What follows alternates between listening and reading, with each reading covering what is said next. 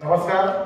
आम्ही Saint Xavier's high school Mumbai उपनगर जिल्हा इयत्ता 7वी मध्ये विषय हिंदी कहाणी लेखन स्टोरी टेलिंग याचं सादरीकरण या पाठाचं सादरीकरण आम्ही इथे करणार आहोत. धन्यवाद.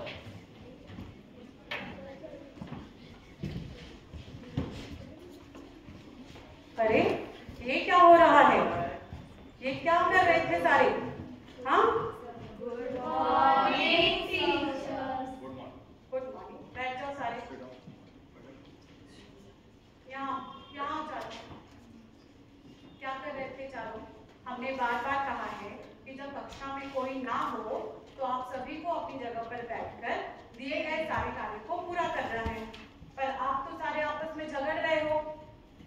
आलस करना, समय बर्बाद करना, आपस में झगड़ा करना, क्या यही सिखाया है? क्या इसी से तुम आगे बढ़ पाओगे? हाँ? और ये बार बार कहने से शायद ये बात समझ में नहीं आएगी. जरूर इसे कुछ करके, कुछ सीख देकर कि तुमको सीख समझ में आएगी कि समय बर्बाद ना करके, आलस ना करके, झगड़े ना करके हमें अपने काम को आगे करना होता है. चारों यही खड़े रहेंगे. ये चारों एक एक बार करके बारी बारी से तोड़ने की कोशिश करती हो. इतने जोर से झगड़े कर रहे थे.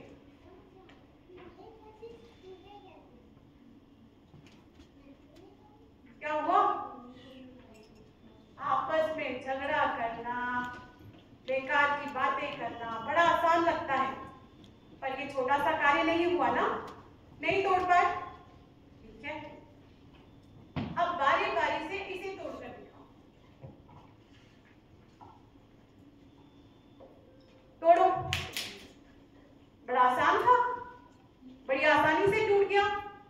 और इसे तोड़कर शायद मैं एक बात पूरी तरह समझा पाऊं कि जब गट्ठल दिया था तो बड़ा मुश्किल हुआ तोड़ना. सही? लकड़ी की गट्ठल को तोड़ना बड़ा मुश्किल हुआ. जब हमने एक एक करके दे दिया तो बड़ी आसानी से तोड़ दिया. सही? मुश्किल था या आसान था एक एक लकड़ी तोड़ना? आसान था. तो इसी तरह जब तुम सारे एक दूसरे से अलग हो जाते हो, दूर हो जाते हो, मनमुटाव पैदा करते हो और आपस में झगड़े करते हो, तो किसी दूसरों को तुम्हें और दूर करना बड़ा आसान हो जाता है. सही ना? अपनी जगह बैठ जाओ. आज हम इसी तरह से इस कृति द्वारा कहानी लेखन सीखेंगे. यहाँ आज हम इसी कृति द्वारा एक कहानी लेखन सीखेंगे.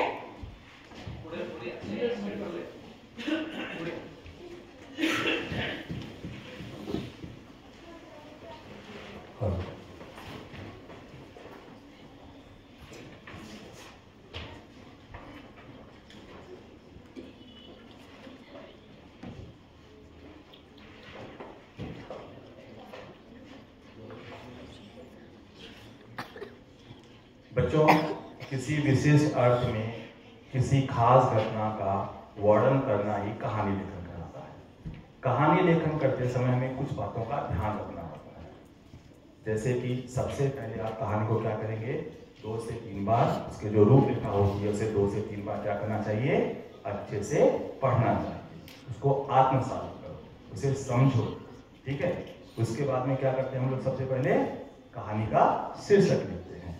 शीर्षक लिखते वक्त क्या ध्यान रखना होता है कि शीर्षक जो है वो वाक्य में न हो, बल्कि 1 या 2 शब्द में होना चाहिए. और शीर्षक का जो है संबंध उस कहानी से अवश्य होना चाहिए. उसके बाद क्या होता है, शीर्षक के बाद क्या करते हैं हम लोग, प्रस्तावना लिखते हैं. ठीक है. तो प्रस्तावना लिखते वक्त 2-3 बातों का आपको ध्यान रखना है. जैसे पहला है, क्या है, जगह का नाम, स्थान का नाम. ठीक है. उसके बाद भी क्या होता है, पात्र जो है उसमें उन पात्रों का के नाम लिखने होते हैं.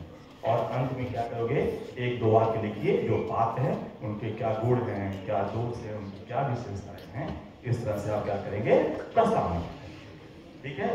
प्रस्तावना लिखने के बाद में क्या था हमारा विषय विवेचन, मुख्य भाग कहानी का. आपको पता है बच्चों कि कहानी किस काल में लिखते हैं हम लोग, भूतकाल. Very good. कहानी के जो हम भूतकाल में लिखते हैं वो वाक्य के अंत में था, थे, थी का हम लोग प्रयोग करते हैं. ठीक है. बच्चों, अगर मैं आपसे पूछूं कि ये कौन सी फिल्म का डायलॉग है कि ये हाथ मुझे दे दे ठाकुर, कौन सा बोला? शोले, बराबर। और ये शाहरुख खान का आपने डायलॉग बहुत अच्छे से सुना होगा, क्या, कौन सा डायलॉग, कि जब किसी चीज को शिद्दत से चाहो तो मिलाने में मदद करती है, साजिश रचती है, बराबर। सुना नहीं सुना है? तो आपने देखा होगा बच्चों की जो डायलॉग्स होते हैं वो क्या होता है, फिल्म को हिट करने में बहुत बड़ा योगदान देते हैं। उसी तरह से जो कहानी लेखन होता है, कहानी लेखन में पात्रों के जो बातचीत होते हैं, उन बातचीत को हम लोग क्या करते हैं, संवाद अर्थात डायलॉग के रूप में लिखते हैं। ठीक है, जो उनके डायलॉग्स होंगे, संवाद में उन्हें क्या करोगे आप, डबल इन्वर्टेड कॉमा में लिखोगे। जहाँ पे विराम चिन्ह की जरूरत है वहाँ आप विराम चिन्ह का प्रयोग करोगे। और कहानी लेखन 3 से 4 परिच्छेद में हम लोग लिखते हैं। और अंत में जो है क्या होता है, हम लोग लिखते हैं सीख। कहानी से आपको क्या सीख मिली है वो सीख लिखते हैं। समझ में आपको? समझा? नहीं समझा? नहीं समझा? ठीक है, देखते हैं कितना आपको समझ में आया है। चलो हम लोग काम करते हैं, प्रस्तावना लेखन करते हैं। ठीक है, तो मैं पहला वाक्य बोलूंगा और आप लोग क्या करेंगे, आगे का प्रस्तावना पूरा करेंगे। ठीक है, जैसे मैं शुरुआत कर रहा हूँ, बोलता हूँ कि बहुत पुरानी बात है। ठीक है, तो मैंने आपको बताया था प्रस्तावना में, उसके बाद में क्या आता है, फर्स्ट वाक्य किसके बारे में लिखेंगे, फिर स्थान के बारे में। ठीक है, तो स्थान का नाम क्या लिखोगे, कौन बताएगा, बोलो बोलो।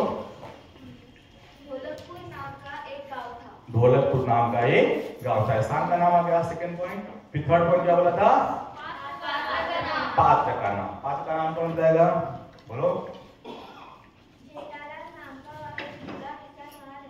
जेठालाल नाम का एक बूढ़ा किसान रहता था। और कौन पात्र हुए, बोलो। उनके 4 बेटे थे, रमेश, सुरेश, महेश और गणेश। हाँ, ठीक है, तो जो पात्र है उनके नाम लिखना आवश्यक होता है, जरूरी होता है। ठीक है, उसके बाद में थर्ड पॉइंट क्या क्या लिखेंगे प्रस्तावना में, वे चारों बेटे हमेशा आपस में लड़ाई झगड़ा करते रहते थे। जेठालाल उनके लड़ाई झगड़ों से बहुत दुखी व परेशान था। बहुत दुखी और परेशान रहता था। इस तरह से क्या करेंगे, प्रस्तावना लेखन लिखेंगे। ठीक है, तो प्रस्तावना लेखन वही करना, आपको जगह का नाम, पात्र का नाम और पात्र की क्या गुण क्या विशेषताएं है उसके बारे में आपको वहाँ पे मेंशन करना है, लिखना है। बहुत अच्छा आपने बताया, बहुत ताली बजाओ आप लोगों ने, बहुत अच्छा, वेरी गुड, वेरी गुड। इसके बाद में आप क्या करेंगे, फिर कहानी लिखना स्टार्ट करेंगे, विषय विवेचन करेंगे और लास्ट में सीख लिखेंगे।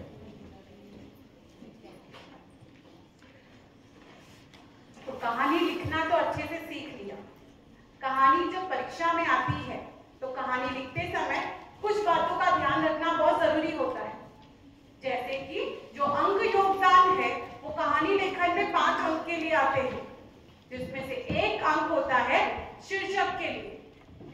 तो क्या इस कहानी को शीर्षक को ये सोचा है आपने? 4 आलसी बेटे। 4 आलसी बेटे। और कोई? एकता में शक्ति। Very good. और एकता में बल। Very good Sachita. तो इसका अर्थ ये है कि कहानी को अच्छी तरह से पढ़कर आप कहानी का शीर्षक समझ सकते हैं। तो शीर्षक के लिए 1 अंक। आपने जो प्रस्तावना सीखी, जगह का, पात्र का, उनके कार्यों का, उनके लाभ और फायदे, हानि, नुकसान